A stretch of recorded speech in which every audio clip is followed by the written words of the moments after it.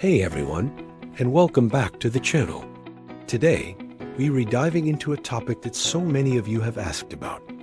How do we actually learn a second language? It's not just about memorizing vocabulary lists. There's a whole science behind it, and it's called Second Language Acquisition, or SLA for short.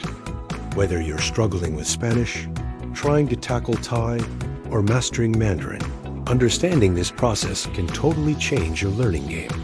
So, where do we even begin? Let's start with a giant in the field, Stephen Krashen. He's famous for his monitor model, which is actually 5 hypotheses rolled into one. The most well-known is the acquisition learning hypothesis. Krashen says there are 2 ways to develop language ability. Acquisition is the natural, subconscious way we pick up a language, just like kids do with their first language.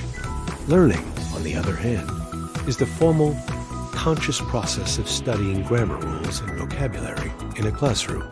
Krashen argues that true fluency comes from acquisition, not just learning. Another key part of his theory is the input hypothesis. This is a big one. It suggests that we acquire language by understanding messages that are just slightly beyond our current level. He calls this comprehensible input, or I+1. Think about it. If you only listen to things you already fully understand, you're not growing. But if you listen to something just a little bit challenging, your brain works to fill in the gaps, and that's where the magic happens. So the key isn't just to practice speaking, but to get a ton of understandable listening and reading material. But Krashen isn't the only voice in this conversation. Other theorists, like Michael Long, built on this idea with his interaction hypothesis. Long agreed that comprehensible input is crucial, but he emphasized that the best way to get it is through real-life interaction. When you're talking to a native speaker and you don't understand something, you have to negotiate for meaning. You might ask them to repeat themselves, speak slower, or explain a word. This back-and-forth process makes the input more comprehensible and tailored just for you. So what does this all mean for you, the language learner? First, don't just bury your head in grammar books. While rules are helpful, focus on getting as much comprehensible input as you can. Watch movies with subtitles, listen to podcasts made for learners, and read graded readers.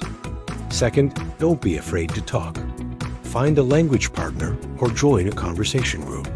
The act of interacting, making mistakes, and getting clarification is one of the most powerful learning tools you have. It forces your brain to engage with the language in a meaningful way. In short, learning a new language is a journey of both subconscious absorption and conscious effort.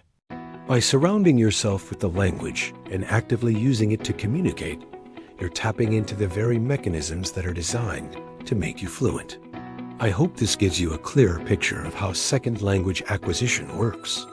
It's a fascinating field, and we've only scratched the surface. If you found this helpful, give this video a thumbs up, and don't forget to subscribe for more language learning tips. Thanks for watching, and see you in the next one.